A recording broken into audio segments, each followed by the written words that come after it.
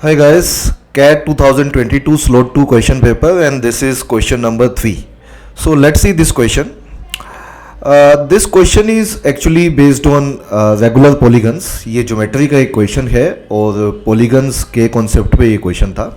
So first of all let me tell you कि regular polygon अगर होता है तो रेगुलर polygon में हमें ध्यान रखना है कि in case of regular polygon if we have to find out any side, तो if we have to find out any interior angle, तो interior angle हम find out कर सकते हैं. interior angle find out करने का जो फॉर्मूला बनता है that is always equal to n minus 2 into 180 divided by n. तो ये interior angle निकालने का फॉर्मूला है और इसमें n क्या है? इसमें n है number of sides.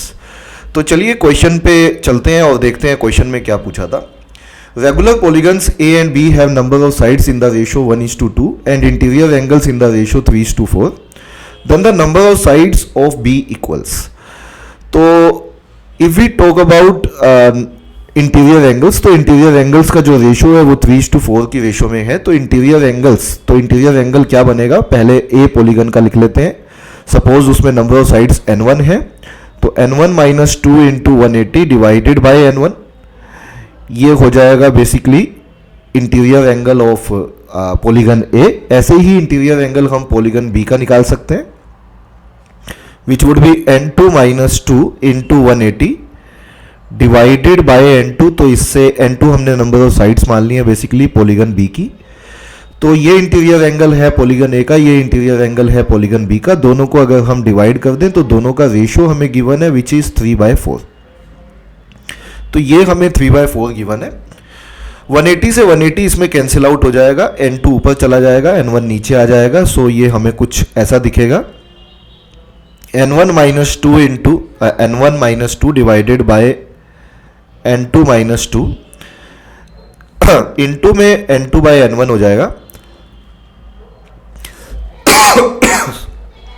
और ये हमारा 3/4 के इक्वल दिया हुआ है. अब हमारे पास 1:2 रेशियो है इनकी नंबर ऑफ साइड्स का, मतलब कि n1 बाय n2 का रेशियो जो है हमारे पास वो 1:2 है. तो हम नंबर ऑफ साइड्स x मान लेते हैं पहले वाले पॉलीगन में. तो दूसरे वाले पॉलीगन में जो नंबर ऑफ साइड्स होंगी वो 2x हो जाएंगी. तो बस आपको कुछ नहीं करना, n1 की जगह पे x रख दीजिए, n2 की जगह पे 2x रख दीजिए. आपको नंबर ऑफ साइड्स पूछी है b में 2x है तो 2x का वैल्यू पूछा हुआ है तो आंसर आ जाएगा. अब इसके आगे मैं यहाँ पे कर रहा हूँ तो n1 का वैल्यू हमारा x है तो x minus 2 into divided by, हाँ जी पहले लिख लीजिए, divided by n2 minus 2 that is 2x minus 2 हो जाएगा ये. This comes out to be 2x minus 2 और इनटू में हमारा n2 बाय n1. n2 का वैल्यू 2x है और n1 का वैल्यू x है और ये बेसिकली 3/4 के इक्वल है. यहां से x से x कैंसिल आउट हो जाएगा.